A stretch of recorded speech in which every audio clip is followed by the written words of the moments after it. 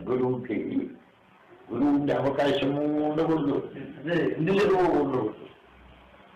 శిష్యుడు ఉండే అవకాశము ఉండకూడదు, శిష్యుడు ఉండకూడదు. ఉన్నది ఆయన ఒక్కడే అయినప్పుడే. ఆయనకి ఇంకొకటి లేదు, ఇంకొకటి లేదు విడిగా. ఆ తత్వాన్ని సద్గురు శబ్దంతో చెప్పబడింది.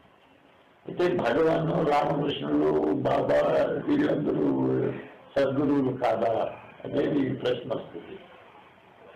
ఈ సద్గురువే ఆ రూపాలలో మనతో మాట్లాడినాడు, చెప్పినాడు, తిరిగినాడు, చేసినాడు. రామకృష్ణుడు ఒక సద్గురువు, బాబా ఒక సద్గురు, మూడు సద్గురువులు కాదు.